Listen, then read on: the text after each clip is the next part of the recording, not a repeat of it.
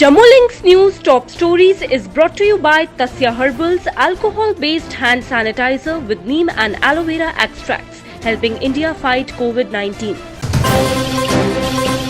The Indian Army on Monday said it thwarted provocative military movements by Chinese troops on the intervening night of August 29 and 30th to unilaterally change the status quo on the southern bank of Pangong Tso Lake area in eastern Ladakh. Army spokesperson Colonel Aman Anand said troops from China's People's Liberation Army violated the previous consensus arrived at during military and diplomatic engagements on the ongoing standoff in eastern Ladakh and carried out provocative military movements to change the status quo. Riyasi District Police and Army RR unit from Mahor with active support from Army Intelligence has busted a major Lashkar-e-Toiba's revival plan in the Mahor area of the district and arrested 3 persons who were in contact with their Pakistani handlers. Mohammad Qasim, who had ex-infiltrated to Pakistan-occupied Kashmir in 2002. 3 suspects, namely Ghulam Hussain, Abdul Aziz and Ashfaq Ahmed, have been arrested, who are in touch with the said Mohammad Qasim by different means.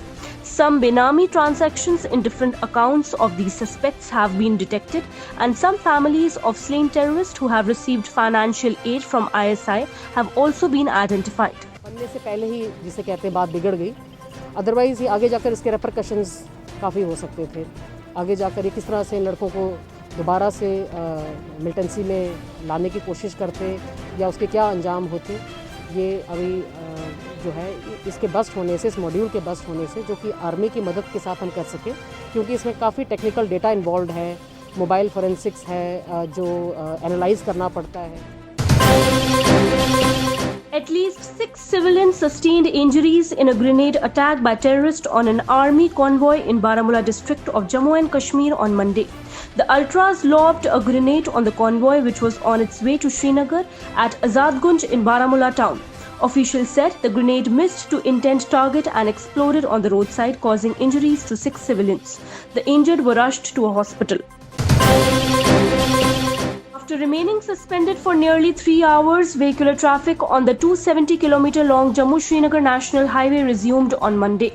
The traffic movement got affected at around 7 am following rains that triggered shooting stones in Panthyal stretch of Ramban district. Following an improvement in weather conditions and restoration works, the Jammu-Srinagar National Highway was thrown open to traffic on Sunday morning after it remained blocked for 4 straight days. Security forces recovered arms and ammunition during a cordon and search operation in the North Kashmir district on Monday. On a tip-off, security forces conducted CASO at Banali Forest and border area of Bunyar Uri Monday.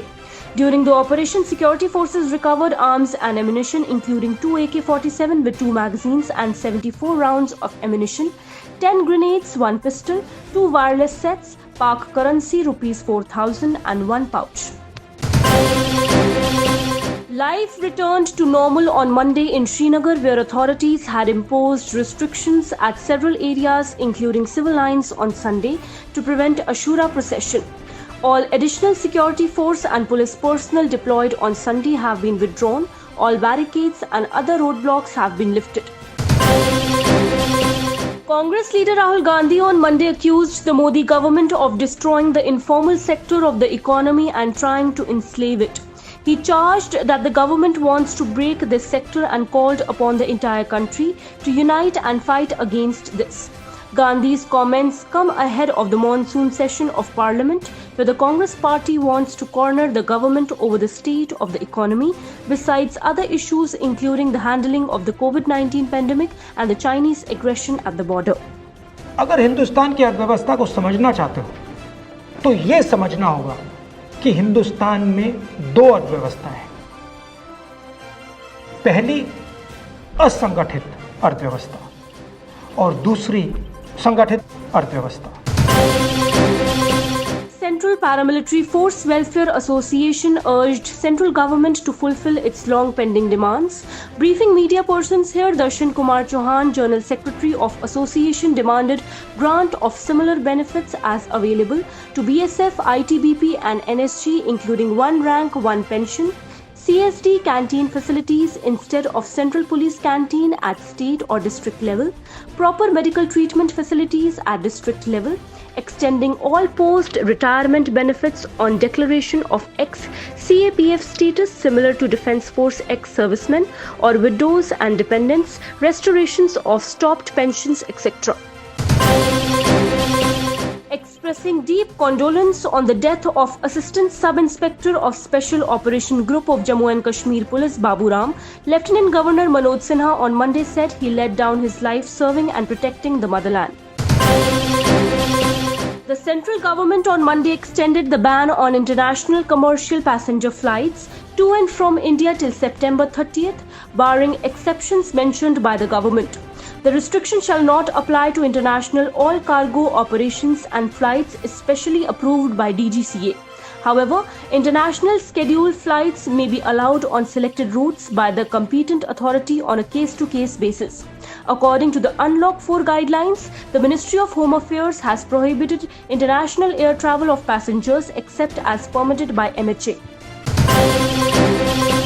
The Bharatiya Janata Party closed down its J&K headquarters at Trikutanagar, Jammu for 10 days as a precautionary measure after some of its senior leaders tested positive for COVID-19.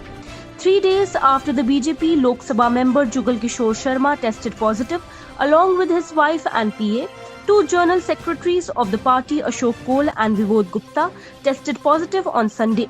Both journal secretaries had gone to Kashmir to attend meetings of the National Journal Secretary of the party Ram Madhav, who was on a 2-day tour to the valley.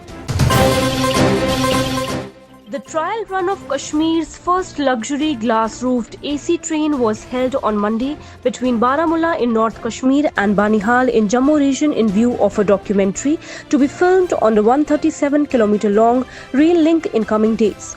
The development comes days after the J&K administration asked Northern Railways to prepare for a special run of the glass-roofed coach for 4 days beginning from August 31st.